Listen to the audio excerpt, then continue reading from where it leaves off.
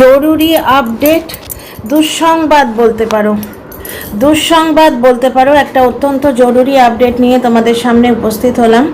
সেটা হচ্ছে বংরন যে চ্যানেলটা, ওটা উড়িয়ে দিয়েছে।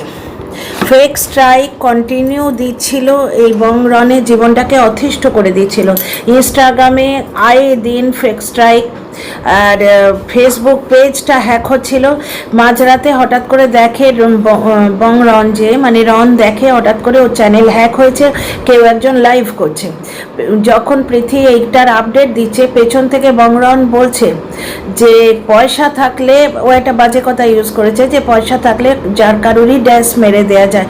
মানে বুঝতেই পারছো ওর ইশারাটা কার দিকে।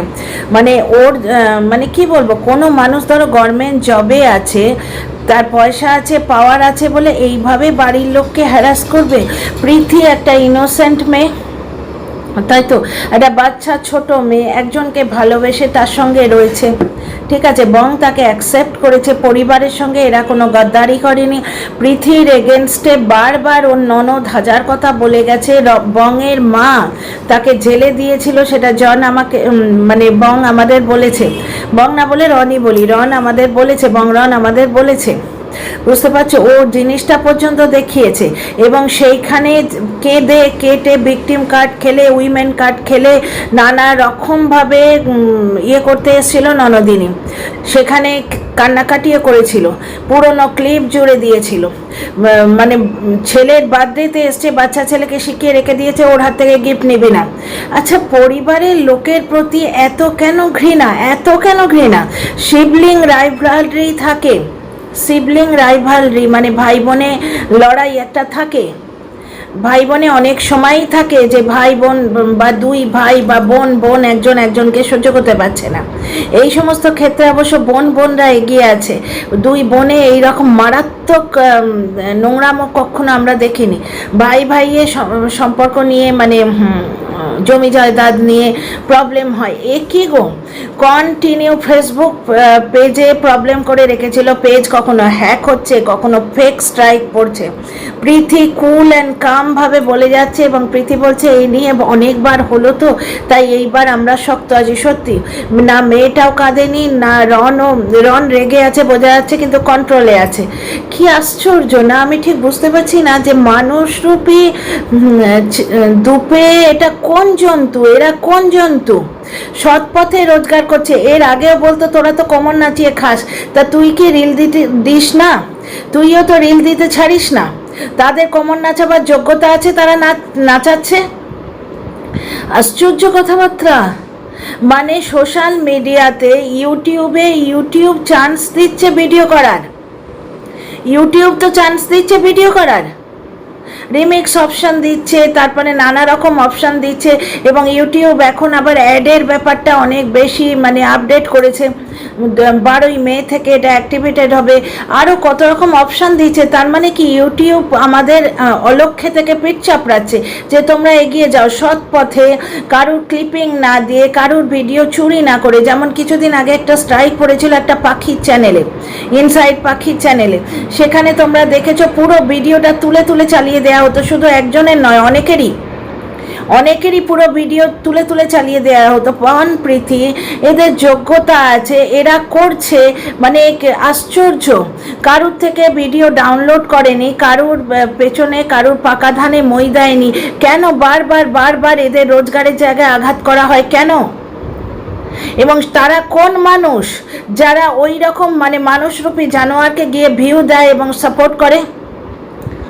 আমার খুব কষ্ট হয়েছে ভিডিওটা দেখতে, আমি পুরোটা দেখতেই পারলাম না, আমার এত মনটা খারাপ হয়েছে। এবং এত ব্যস্ততার মধ্যেও মানে আমি এই ছোট্ট মতো একটা আপডেট দিতে এলাম, খুব ছোট্ট আপডেটই দিচ্ছি। মানে ইনস্টাগ্রামে ফেক স্ট্রাইক পড়তো, ফেসবুক পেজটাকে হ্যাক করতো, ওদের চ্যানেলে ডিস্টার্ব করতো, বুঝতে পারছো তো? প্রীতি ঘুমোচ্ছিল, প্রীতি জানতো না। হঠাৎ করে রন দেখে, মানে রন দেখে তার চ্যানেল থেকে অন্য একটা মানুষ লাইভ করছে, তার বংরন চ্যানেলটা থেকে অন্য একজন মানুষ লাইভ করছে, তার মানে সে ইয়ে করেছে, হ্যাক করেছে, তারপরে ইউটিউব ওই চ্যানেলটি আস্তে আস্তে উড়িয়েই দিচ্ছে এবং সেটাকে নানাভাবে অন্যভাবে বলা হচ্ছে যে ওটা ইউটিউব স্ট্রাইক মেরেছে, ইয়ে করেছে। ব্যাপারটা হচ্ছে যেটা এরা বোঝাতে চাইছে যে পয়সা করি, যেটা বংরন বোঝাতে চাইছে যে পয়সা দিয়ে ইনফ্লুয়েন্স করে কিছু একটা করা যায়। কারণ বংরনের এক্স্যাক্ট ওয়ার্ডটা আমি বাজে কথা হলেও মানে বড্ড কষ্টের কথা, তো আমি তোমাদের এক্স্যাক্ট ওয়ার্ডটা কোট করে বলে দিচ্ছি যে পয়সা থাকলে যার খুশির ড্যাশ মেরে দেয়া যায়, এই কথাটাই বলেছে। আর বারবার মেয়েটা বলছে, মানে পুরোটা দেখা প্যাথেটিক, আমি পুরোটা ভিডিওটা দেখতে পারলাম না। মেয়েটা বারবার বলছে যে ইনস্টাগ্রামে ফেক স্ট্রাইক দিয়েছে, ফেসবুক পেজটাকে বারবার হ্যাক করছে। অত্যন্ত দুঃখজনক একটা আপডেট আমি তোমাদের দিলাম।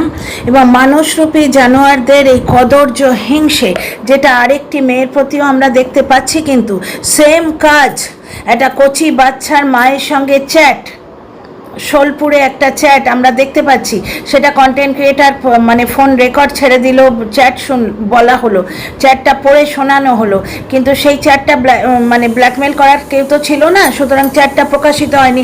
তাও কিন্তু মানে হোয়াটসঅ্যাপ চ্যাটটা পড়ে শোনানো হয়েছে, কিন্তু সেটা ভুল রূপে পরিগণিত হচ্ছে। আর একটি মেয়ের ক্ষেত্রে বন্ধু সঙ্গে চ্যাট করাটা নোংরা মতে পরিণত হচ্ছে। সেই পুরুষটিকে বলা হচ্ছে তুমি সন্তান পালন করছো, দারুণ ফ্যামিলি ম্যান, এবং চ্যাট করেছে সেই নারীটিকে বলা হচ্ছে তুই একটা নোংরা, তুই রেড লাইটের মেয়ে, তুই ল্যাম্প পোস্টের তলায় দাঁড়াস, তুই কাস্টমার ধরিস, যারা কাস্টমার ধরে তাদের থেকেও তুই খারাপ। মানে বারবার সৎপথে রোজগার করে খাচ্ছে এমন মানুষগুলোকে কেন আঘাত দেওয়া হয়? ব্যক্তিগত জীবনের আক্রোশ, ব্যক্তিগত জীবন কেন মানুষের প্রফেশনে উঠে আসবে, বিশেষ করে সমাজ মাধ্যমে? আজকে দেখো ভাই রাইভালরি থাকে, ভাই রাইভালরি থাকে, ভাই বোনের রাইভালরি থাকে।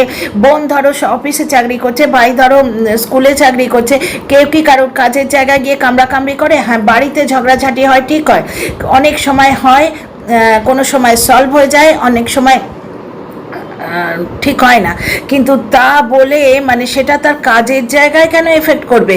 জামাইবাবুর গভর্নমেন্ট জব, বুঝতে পারছো তো, গভর্নমেন্ট জব, তার মানে কিসের অভাব? একটা ফুটফুটে পুত্র সন্তান আছে, স্বামী রয়েছে, তার গভর্নমেন্ট জব, তার মানে পয়সার কোনো অভাব নেই, সে কোনো দিন মানে চাকরিটা চলে যাবার, তার চুরি না করলে চাকরি যাবে না, এর কিসের অভাব?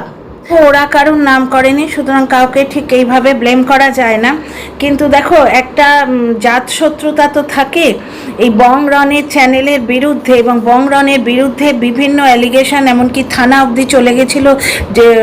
যে ঘটনাটা, যে মানুষটার পেছনে ছিল, বটি তুলে তাকে তাড়া করেছিল, এবং বটি তুলে নিজে তাড়া করে উল্টে রনের নামের দোষ লাগিয়েছিল, এবং বলল যে পুলিশের কাছে আমরা গেছিলাম ভাই বোনে ভাব করিয়ে দেবে বলে, এরম নানা রকম ফালতু কথাবার্তা আমরা শুনে এসেছি একটা জায়গা।